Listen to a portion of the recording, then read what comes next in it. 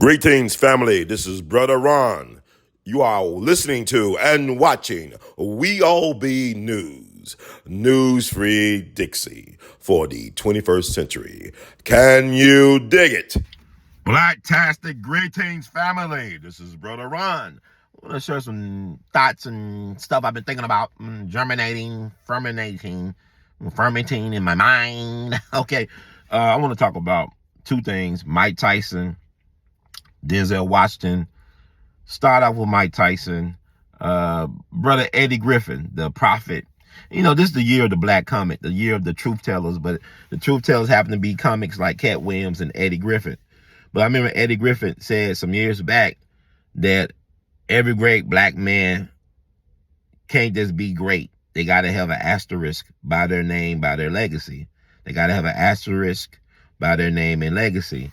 And I'm thinking about right now, two great examples as we've been going through it would be Mike Tyson and Denzel. But let's talk about Mike Tyson. Mike Tyson fought Jake Paul Friday night on Netflix.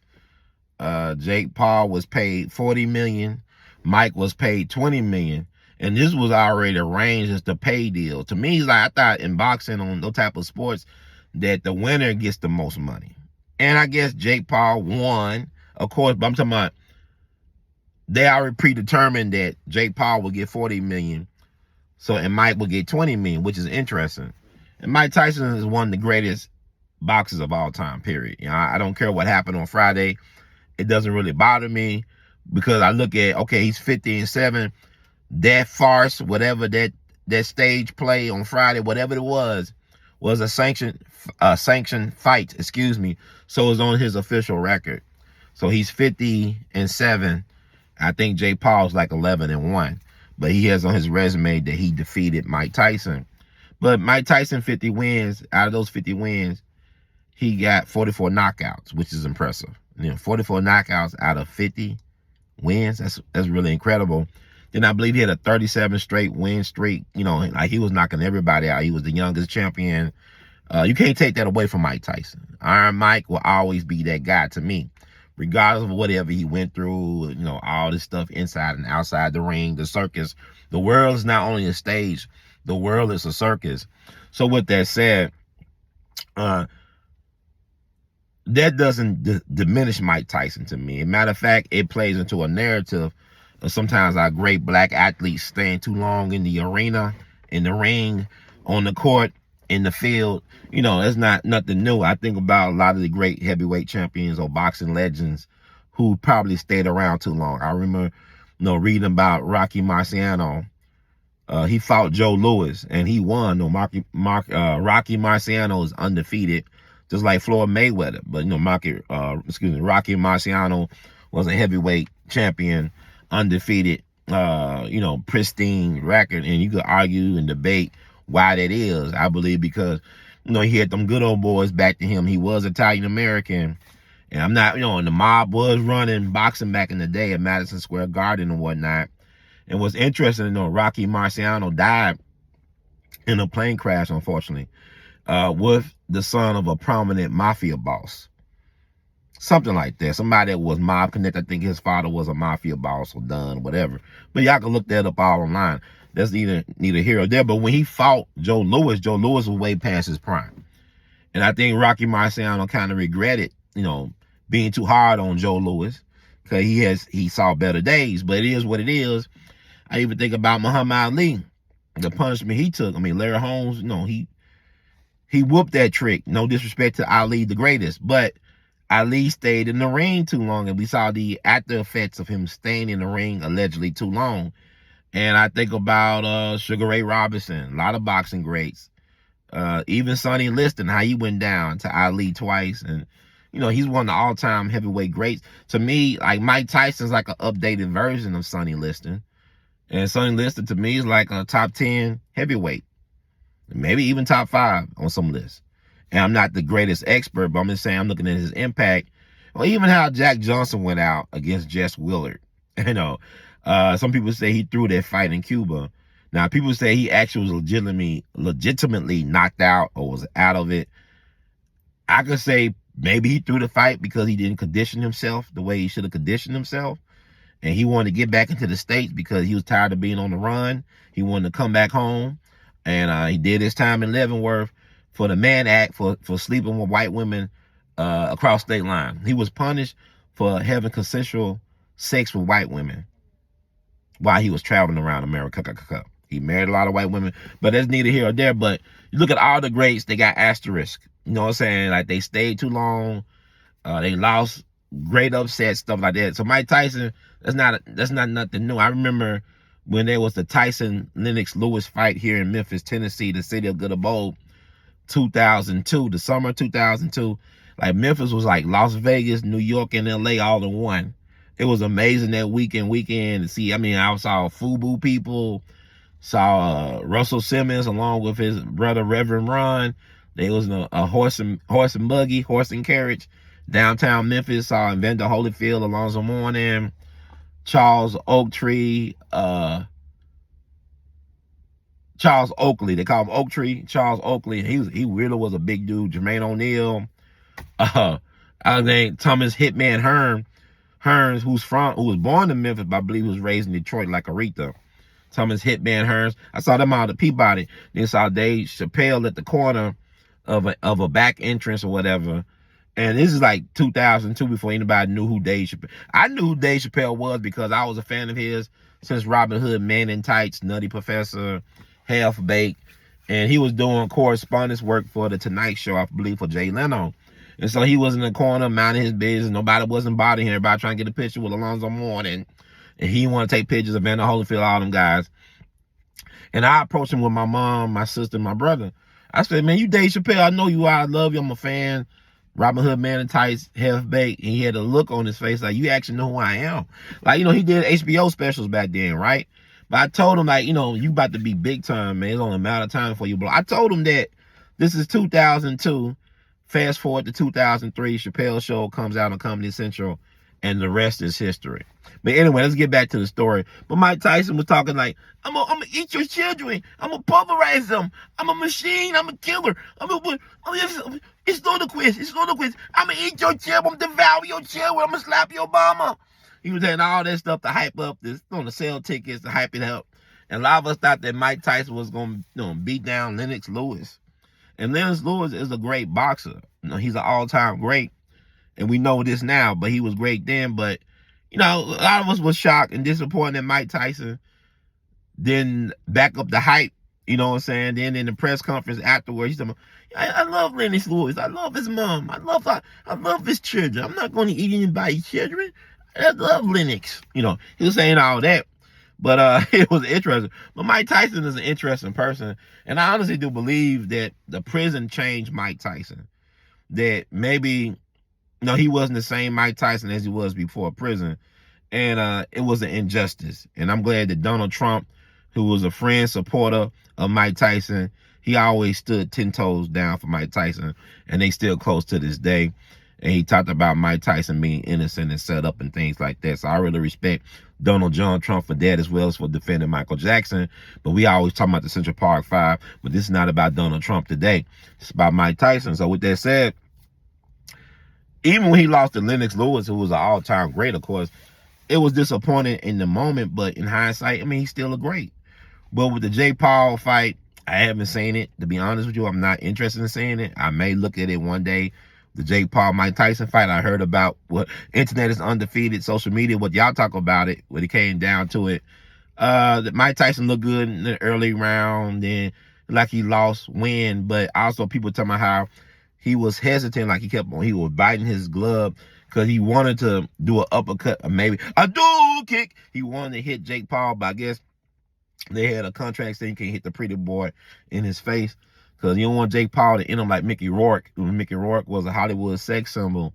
He was like, Marlon Brando and James Dean of his time back in the 80s and stuff, did a lot of provocative stuff. But he got into boxing, messed up his pretty boy face, and became more of a celebrated character actor after that. So they didn't want to Mickey Rourke Jake Paul, who was 27, who was a YouTube star. And he switched over to boxing and, whatever. Boxing is really dead at this point. I believe boxing is dead. Then Mike Tyson said something to a young lady, young girl who was interviewing him, well known for doing like a lot of great interviews. She asked him about his legacy. He said, I don't care about legacy. You know, when you die, you just dust, whatever. And he backed that up. This time he back. I don't think he was really caring about legacy. Mike Tyson should be maybe a billionaire. All the earnings he's earned over his career, but poor decisions. I'm not gonna judge Mike. Certain people hanging around him, it might have been a different story because D'Amato, the guy who discovered him and trained him, stayed alive a little bit longer to help Mike. But Mike, he survived a lot. A lot of people that were in Mike's circle and whatnot, they no longer with Mike. Mike has been blessed by God. So I have enjoyed the growth of Mike Tyson, to see him grow on his podcast. You can tell he's grown a lot from his past, and he's a very insightful, wise man. I think he will be wise counsel, but also he will let us know that, hey, the world's a stage. Everything's rigged. Like Donald Trump said, it's rigged. The game is rigged. So Mike Tyson let people know, hey, legacy, whatever, when you're gone, you're gone. Legacy don't matter. But now I would say, if that was Floyd Mayweather fighting, Mayweather does fight for legacy. He wants to be known as the greatest, right? He's undefeated. If Floyd Mayweather did a sanctioned fight with Jake Paul, you best believe he's not gonna get beat up by Jake Paul or lose to Jake Paul on points. But I was hoping that that Mike Tyson would channel his inner Jack Johnson, because I was thinking about an exhibition fight that the great Jack Johnson fought against Stanley Ketchel, one of the great middleweights. I think he was a middleweight, called him the Michigan Assassin, who was set up and killed, unfortunately, by people. They did a doff on him. So, I mean, whatever. But anyway, Stanley Ketchel and Jack Johnson did an exhibition fight. And they had an agreement. They ain't going to go too hard. Jack Johnson was going to be light. It's going to be like, just an exhibition. Give people something to watch. Nothing serious. But then Stanley Ketchel, got some good, hooks or whatever, punches into Jack Johnson. And he woke up a sleeping giant, and Jack Johnson said, hell no. So Jack Johnson just went medieval on his ass. And like Jack Johnson knocked the hell out of Stanley Ketchel, the Michigan Assassin. He almost assassinated the Michigan Assassin in the ring. And he knocked him so hard that Jack Johnson knocked teeth out of the man's mouth. He was a pretty boy too. Knocked teeth out his mouth. He had teeth stuck in his glove that he was pulling out his glove, just brushing it out. And that's all caught on film. And this is during a time where black people getting killed every day, day and a half, getting lynched or hung somewhere in America. They would outlaw the showing of Jack Johnson fight films because it would cause racial disturbances in different cities and whatnot. But whatever. But anyway, Mike Tyson didn't go that route. He was biting his glove. He got a payday, but somebody broke it down. He's not taking home $20 million. He'll be lucky if he take home $5 million.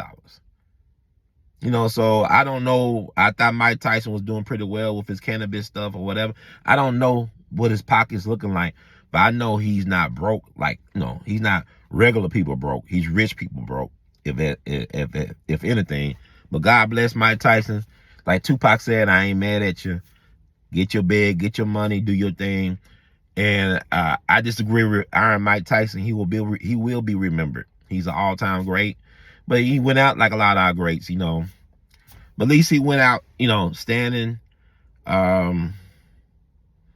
He didn't do a George Foreman. George Foreman is a great, he did the opposite of Foreman, but Foreman did his thing, the Foreman grill.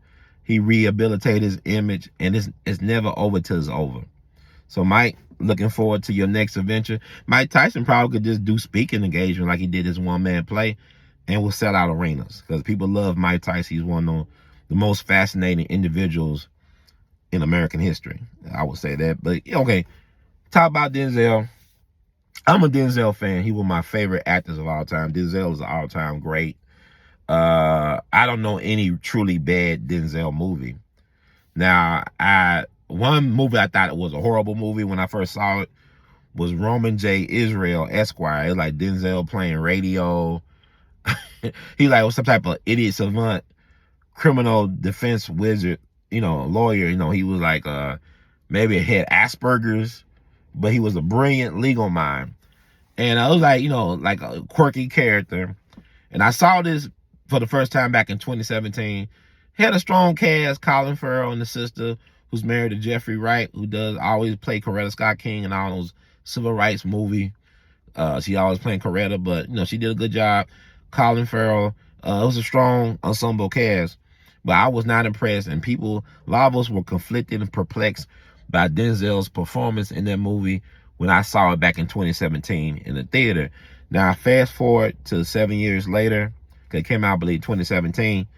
I saw it on Amazon Prime a week or so ago, and I take back my original assessment of the movie. I thought Denzel did a phenomenal job. The movie was great. And the reason why I say that was because of the things that have transpired since 2017. Think about all the things we have went through, especially the 2020, the pandemic, George Floyd summer, Black Lives Matter, all this stuff happening and what the movie was talking about. And I really could identify more with the character because I'm a quirky, different, eccentric type of guy. And I see the world a different way because I have my magic glasses. And like Baba Dick Gregory said, when the universe chooses you for your magic glasses, you can't make nobody see what you see, but I see what I see. And that's why I think the way I think. That's why I do the things I do. And that's why I'm still successful in, by any means necessary, doing what I do, because I just got a different way of moving. And so I could really, that movie resonated with me as someone being an idealist. Like I was an idealist all my life. I thought if I do the right thing and all this stuff, because I'm about social justice, always been about that. You check my resume with the We All Be movement. But then you get disenchanted as you get older. You realize you don't have no money in the bank account. You don't have no money saved. You did all this work for the people, but the people don't even want to acknowledge the work, let alone acknowledge you as a person. So that movie resonated with me from being when I was 37 when I first saw it to being now 44 years old, and the things I have went through since 2017 and even current things. So that movie, check out Roman J. Israel Esquire. It's a great movie. It's a Denzel movie. Like I love Mo Better Blues, A Soldier Story, Malcolm X, Glory, Training Day, of course, Ricochet. Denzel, phenomenal. But Denzel is the star, or one of the stars, in the Gladiator 2 movie, which is the sequel to Russell Crowe's epic. And a lot of people believe there should not have been made a sequel. My thing is, yeah, some movies should not have sequels to it. But no, I like Denzel. I'm a Denzel fan. Oh, I love Denzel acting. I love his movie career. And so I'm gonna check it out. Now, what people are talking about, because I was looking forward to just watching the movie because I saw the trailer, but people are talking more about what is not included in the movie, which is a scene of him giving a man a kiss, because he was a Roman emperor. He was a black Roman emperor. You did have African or black Roman emperors. Black people, we everywhere. We are the original people. So we all throughout human history. Make no mistake about it. But he was like a black Roman emperor based on an actual historical figure.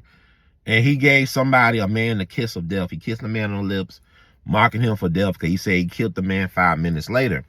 Now, that part was cut out the movie. It's a Ridley Scott movie. Ridley Scott loved to do them epics and, cast a Denzel or whatever.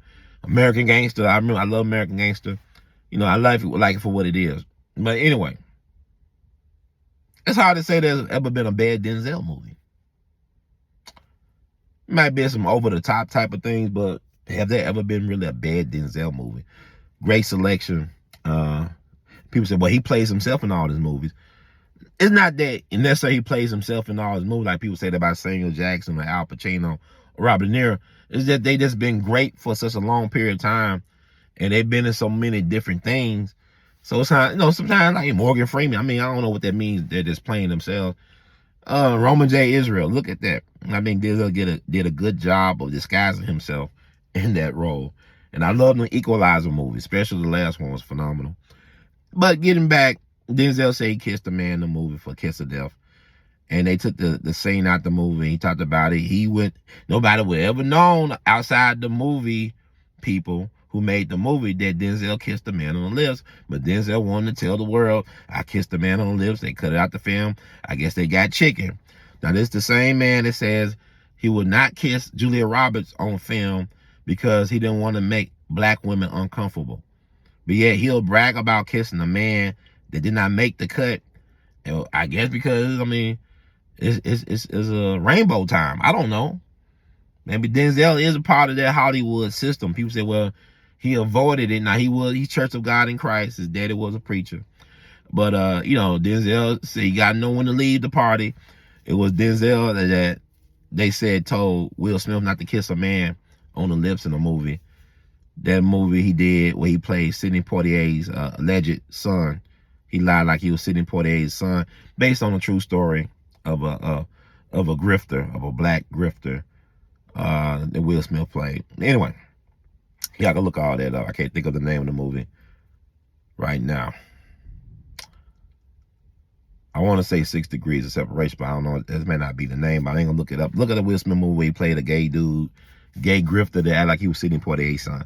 I leave it at that. But Denzel would not kiss Julia Roberts in her prime. It's like if he was kissing Marilyn Monroe or somebody. You know how Julia Roberts would look at Miss Pretty Woman as a sex symbol. This woman that was making $20 million a film at one point. But she was the it girl at that point. He wouldn't want to kiss her. I think Julie wanted her. Or Julie wanted him to kiss her, excuse me. You know, Julia Roberts got a connection to Dr. King. Dr. King helped her family out some type of way. I believe he helped them out where they could deliver Julia. Because Julia is from Georgia. She's a Georgia peach. So she used to brothers stepping in and helping her. So Denzel didn't want to help himself too. But then that's kind of weird because back in 91, the movie Ricochet came out. And there was a scene of Denzel. He was drugged, but he was getting Me Too'd by a white prostitute that was hired to make him look bad. He did a Ray J. He did a sex tape, but he was under the influence.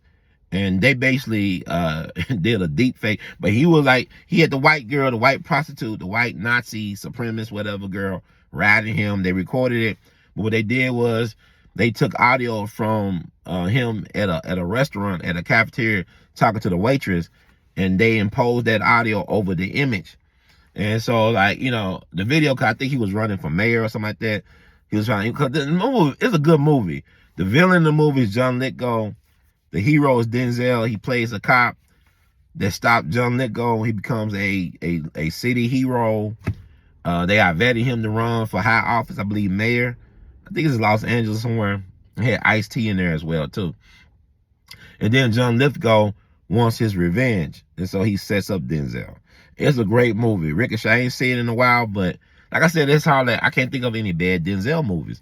So what they said, you know, for him to say, I can't kiss Julia Roberts in, what is it, Pelican Brief, the John Grisham movie. See, I'm just like, I'm throwing it out there. Y'all smart. Y'all got smartphones. If you ain't smart, you look up. I think it was Pelican Brief, the John Grisham movie.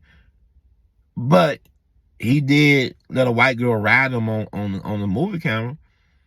Even though he was, you know, under the influence, sedated, whatever. It was a sex scene with a white girl. So that's kind of weird. Denzel's like a comedian to me. Like, you know, are you really, like, you talking in circles, Denzel? Because in 91, you did, the Ricochet movie came out with the white girl riding you. But then you say, I can't kiss a white woman on film because it might offend black women. You don't think that would offend black women? Well, he was on the influence. It's all acting. It's all imaginary crap. All right? It's a delusion. It's a deception. Like, well, Picasso said, art is a lie that makes us realize truth. Right? So, I mean, I can't do Julia Roberts several years later, just give her a kiss. And Julia Roberts like she wanted. How do you want it? How does it feel? But you bragging about kissing a man and he didn't make the cut, Denzel? Now, if he said, like, yeah, like it was like a rainbow unicorn kiss, nah, it was the kiss of death. And I have seen movies where macho man, hetero males, you know, alpha males, as y'all call them, they will kiss guys on the mouth to mark them for kiss of death. A great example of that would be Al Pacino, another GOAT, you know, he's a Taurus like I am. Denzel's a Capricorn. These earth signs, we be running that acting game. But anyway, Al Pacino kissed his brother on the lips, Fredo. It was you, Fredo. Kiss him on the lips to mark him for death. For betraying. He ended up killing his brother at the end, of course. The mama died. He made a promise he won't hurt him till mama passed, whatever. So anyway, that don't take away, that doesn't diminish Al Pacino or the Michael Corleone character, because he kissed his brother on the mouth to mark him for death. But then I look at, a lot of y'all, this football season, fool's ball. I call it fool's ball. And a lot of y'all look at Tom Brady as being the GOAT, the football GOAT. I mean, he's a great. He's not the greatest, but he's one of the greats. But he's an image of masculinity, right? A winner, an alpha male, a go-getter, a motivator, have all the pretty supermodel dime-piece chicks, whatever. Now, there's pictures of him kissing his father on the mouth. I think he kissed his son on the mouth. And I know people, I don't know, people, do they bother people that Tom Brady kisses his father on the mouth? That they embrace, they kiss each other on the mouth. I believe kiss his sons on the mouth. Whatever. Is that kind of weird? I mean, I don't know. I mean, everybody got a different way of growing up, whatever. I believe every family is dysfunctional, is on the spectrum like autism. But anyway, I also believe everybody's autistic, but it's on the spectrum. Because of social media, how people act socially awkward. But anyway, that's another story. But with Denzel, like, why did he have to divulge that information? Why did he feel the need to even do a scene like that? And that's a question that people ask. I will still see the movie, and my thing is, I'm learning not to put people on pedestals, like all these celebrities. Like, before Cat Williams said what he said at the beginning of the year, you had Malcolm X say what he said over 60 years ago in that Berkeley interview he did back in the early 60s. We talking about how celebrities are puppets and court jesters, you know what I'm saying? But they had black folks feel like, the trumpet players and comedians and singers should be our leaders. And he said, what other group of people got that? But Reagan was an actor who became governor of California, who became president of the United States. Donald Trump had one of the most successful reality TV shows of all time for years, The Apprentice. He was a real estate, but he became president. But I see what he's saying. It's not that, once they became what they became, they put away those things. But at the same time, black people, like, we do want to elevate, entertainers on the level of a Malcolm X or Dr. King, or people that were committed to social justice and the social movements. But you want to elevate these millionaires who get their checks from billionaires, who keep them in check because they dangle the carrot. You want to say that Steve Harvey on the level of Dr. King, when Dr. King made his stance against the Vietnam War, he lost all types of financial support from the establishment. He was villainized like Trump was by the media, like the Washington Post and the New York Times, the last several years of his life. So they character assassinate you for they actually try or do assassinate you. That's how that works. So Malcolm warned us about celebrity puppet masters and court jesters. But anyway, with all that said, I'm still going to watch the movie because I like Denzel. His body work speaks for itself. I just look at him as a man, as an artist, as a person that's flawed like everybody else. Just like with Mike Tyson. These are people, they have their flaws, their shortcomings, but they still are great in what they was able to do. And they will still leave legacies that will be worth celebrating and studying. So with that said, thank you all, family, for listening. Like the words from Brother Hurst, please spread the word. Support the movement as well. Because y'all be writing me and calling me and texting me saying that y'all love Brother Ron and we all be. But show me. Donations, please. I know Brother Darren Muhammad talking about donations. Shout out to that brother. Do good work out in Be More, Tubman City. But bro, everybody take that. But yeah, give me my donation for the We All Be Nation, so we keep on building and feeding y'all. Feed you. After all, Baba Dick Gregory anointing me the feeder. So I'm going to continue to feed you. See how it works. Somewhere, God bless. Stay blessed. Be lovable. Best is yet to come. And the marathon continues. Salute.